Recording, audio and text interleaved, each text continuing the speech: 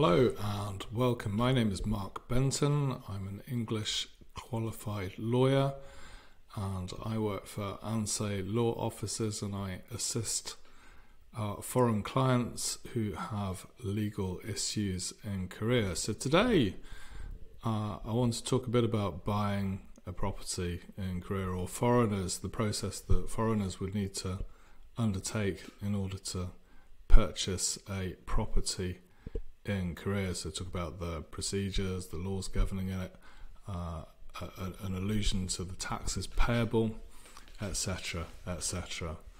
Okay, so let's move on. So really there are two main laws governing the purchase of property in Korea. The first one is the Act on reporting of real estate transactions, and basically either prior approval is required or there's a simple post-transaction reporting.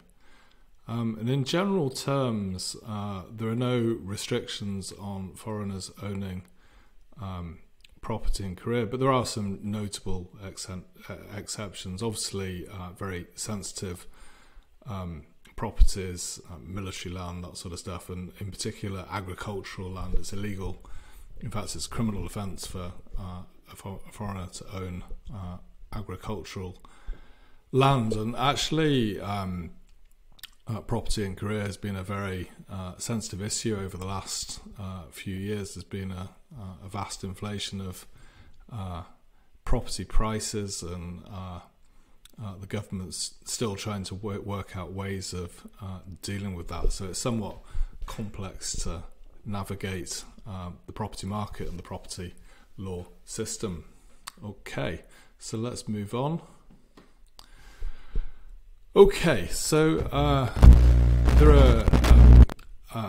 Korea has foreign exchange control laws. This means that all money coming into and going out of the country is regulated by the Bank of Korea. In practice, most of that responsibility is delegated to the foreign exchange control banks. So following the Asian financial crisis in 1997, the Foreign Investment Promotion Law was enacted, and this was designed to induce further inward investment into Korea. And the minimum qualifying investment is 100 million Korean won, which at the time of recording, which is May 2023, that's approximately $75,000 US. So there are basically two main benefits of that law. The first one is that you have guaranteed remittances to the home country. The second one is that there's an easier path to a D8 visa for the representative of the company or the individual who's making the investment. And given that the minimum qualifying investment is 100 million Korean won, then any property purchase would almost certainly qualify as an FDI qualifying investment. It may be possible to make an investment under the Foreign Exchange Transactions Act. It's arguable whether foreign currency can be exchanged for property. But yeah, we would normally recommend making an FDI qualifying investment. Okay. All right, so an overview of the procedures. How would a foreigner purchase property in Korea? The first step would be to establish an FDI corporation, or you can make an FDI qualifying investment as an individual. In order to do that, you would you get all the documents together from the home country. They generally need to be notarized and apostilled. And then once the remittance is made, it's payable to a foreign exchange bank, and that's notified as a qualifying investment. So the bank is holding the money. A report has been made of the investment. And then at that stage, you can enter into the real estate sale and purchase contract. The money is remitted to complete the transaction. And then there are post-reporting requirements. So you need to notify the local authority within 30 days of the transaction. And then registration needs to take place within 60 days of the transaction. And obviously one of the prerequisites of registration is the payment of acquisition tax.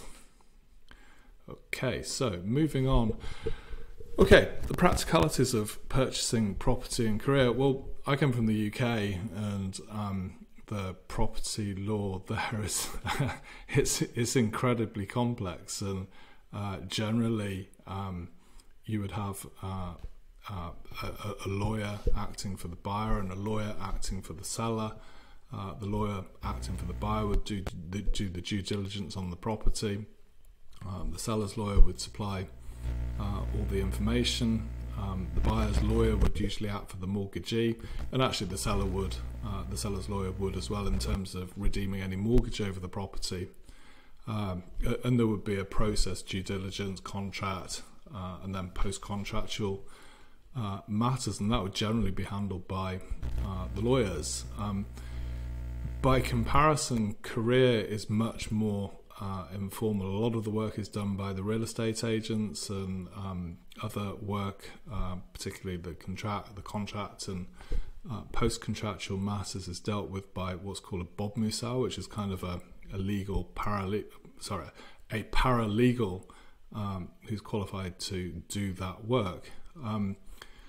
So the consequences of that, I mean, I think it's unlikely that most real estate agents would speak English, and certainly most 법무사, the paralegals, would not speak English, and therefore it's advisable to get a lawyer to guide you through the process. So in order to do the due diligence, in order that the right things are done. So that would be our recommendation.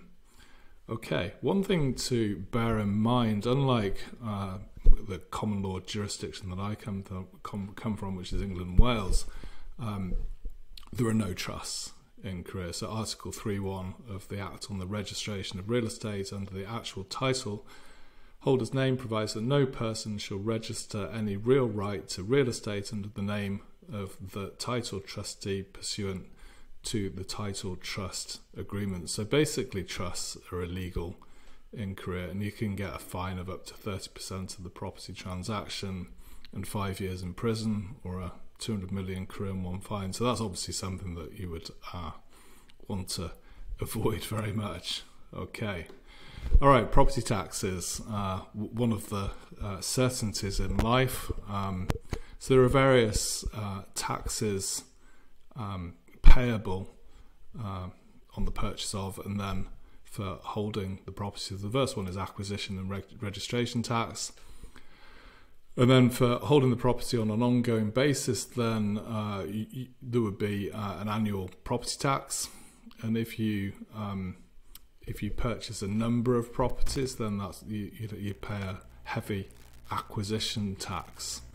And then for holding those properties on an ongoing basis, then you would pay a consolidated property tax. And then finally, on the sale of the property, then you potentially pay capital gains tax. One thing to keep in mind is that these property taxes can vary from area to area. So there are parts of Seoul, for example, where higher property tax is payable. The government wants to cool down the market, so that's something that's worth investigating in advance of your proposed purchase. Okay, well, that's pretty much it for today's video. Thank you very much for listening. If you want to get in contact with me, you can send me an email at marktbenton@ahnse.com. Thank you very much.